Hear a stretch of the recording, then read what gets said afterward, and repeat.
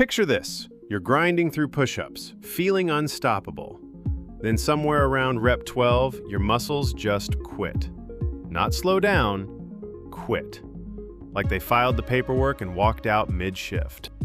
So what actually happened? Are your muscles being dramatic, or is there real science behind this betrayal?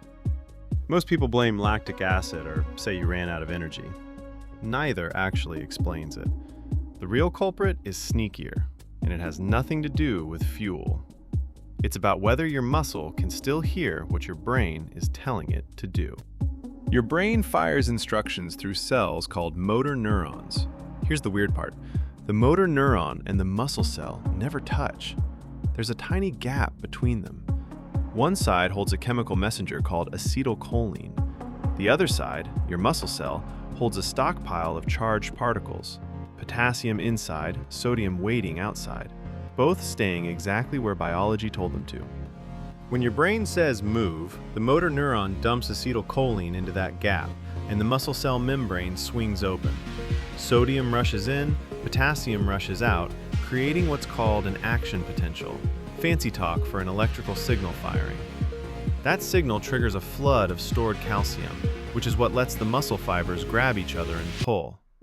ATP powers the whole thing, then cleans up afterward by pumping every ion back into place.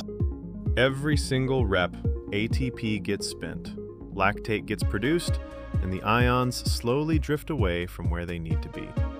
You'd assume the problem is running out of ATP, right? Wrong.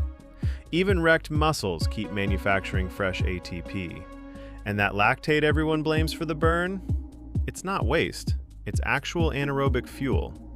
Less conditioned muscles just burn through it slower, so more builds up, which is exactly why early researchers assumed it was garbage. Trained muscles clear and burn it far more efficiently. So what's the real villain?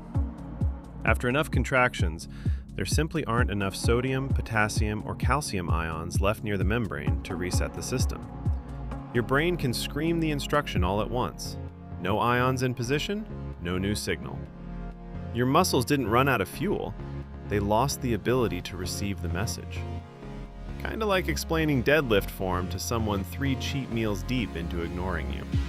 If you want your muscles better at managing that ion traffic, you train the system on purpose, consistently. That's the gap jump rope training fills, and cross rope specifically is worth a look, since it's basically ion depletion training without wrecking your joints. Light rope trains your fast twitch fibers to fire more efficiently. Heavy rope forces your slow twitch fibers to work harder, and their ropeless version means no rope through your ceiling fan if space is tight. Links below. Good news, those depleted ions haven't vanished. Your body has reserves elsewhere, they just need a moment to travel back. But sure, blame your pre-workout for wearing off. This is exactly why rest between sets works. The pause lets ions flow back, and the fatigue fades with them. The more consistently you train, the longer ion depletion takes to kick in. Stronger muscles need fewer nerve signal cycles for the same force, meaning slower depletion and more reps before the lights go out, plus bigger ATP reserves and cleaner waste management overall. So next time someone drops that gym line about pain being weakness leaving the body, that's technically wrong. What's actually leaving is a bunch of exhausted ions. Somehow that doesn't look as good on a tank top. Here's a quote that's actually true. You don't know you need this until you've tried it.